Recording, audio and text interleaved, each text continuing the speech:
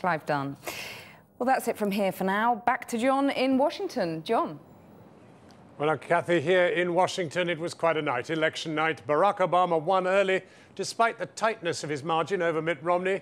Whilst it was all going on, I travelled across the Capitol from the Republican National Headquarters to America's top black university, where I'd been the first time Mr. Obama won the presidency 4 years ago, finally following the crowds to the White House below me here. A very white party in downtown Washington, D.C. Not many smiles.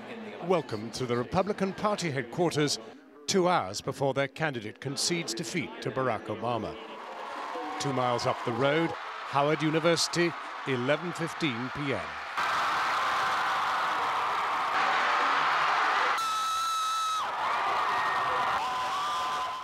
Obama wins. I was very young the first time, so I was able to vote in this election, so I'm so excited. I'm more excited than the first time. This is the second time. I'm so happy. How old were you when he first won? I was 15. 15? Yeah. So is this bigger for you, or was that bigger? This is definitely bigger because I actually had a voice. I actually got to make my opinion known. But the spirit here, although it's absolutely euphoric, does not have quite that sense of romance that accompanied Obama's first win. This time, however, these African Americans were joined in abundance by Latinos without whom Obama would have lost.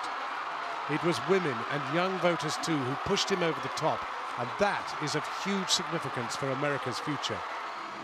Midnight, back at the Republican Party's celebrations, the band plays on. But everyone has gone, even before Romney has had a chance to concede defeat. What went wrong?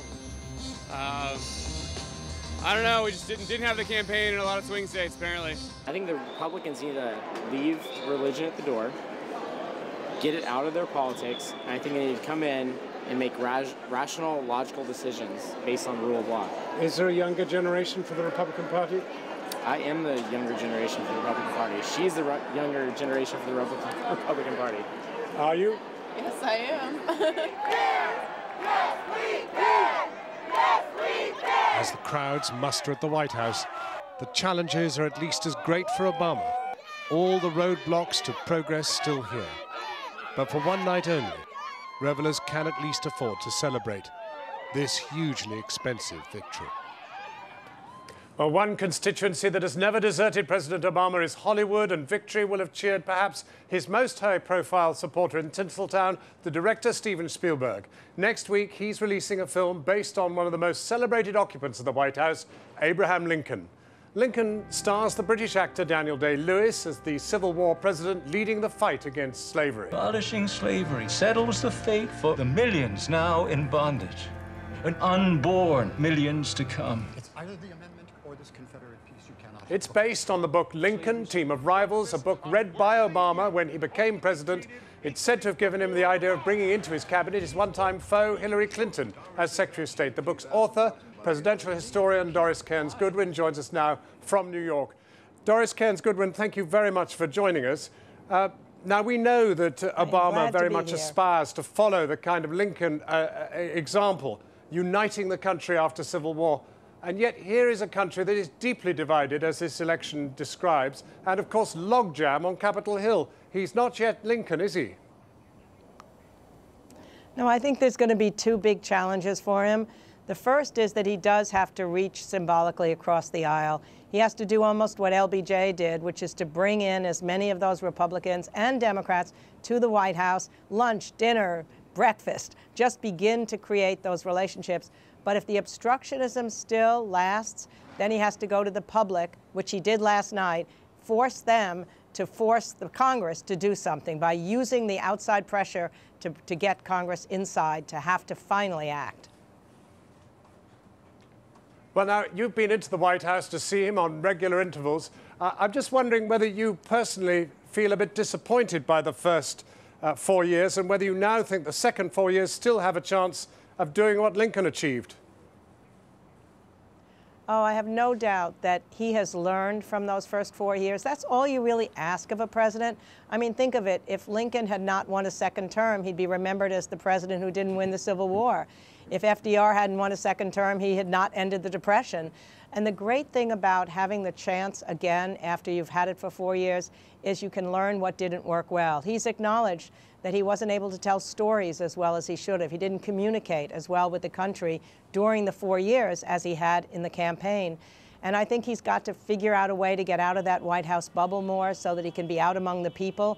When he's with people, there's this extraordinary connection and strength that shows itself that doesn't happen all the time when you're in Washington. So my guess is that having learned from those, and Lincoln was a man who learned from his errors, was able to grow in that job.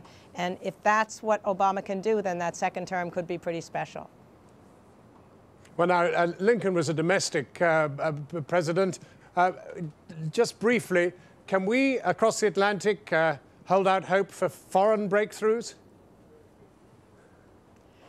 I don't know, to be honest. I think the problem with the political culture in Washington domestically is really screwed up. I think maybe foreign policy, there may be more chance. In fact, when you think about it, when Obama was in the nomination primary question, everybody said, where will he be when that 3 a.m. call comes? He's been a quite steady foreign policy president. I think he's found that easier than dealing with those characters in Congress. So I think that will continue on a steady course. The real question is, will he be able to get through the obstructionism in Congress and finally make something happen? We have huge issues that have to be dealt with. Thank you very much indeed for joining us. So, it's over. Obama has won, and perhaps no one is happier than this little girl. Tired of Barack Obama and Mitt Romney. That's why you're crying? Oh, it'll be over soon, Abby. Okay? The election will be over soon, okay? Okay. Oh.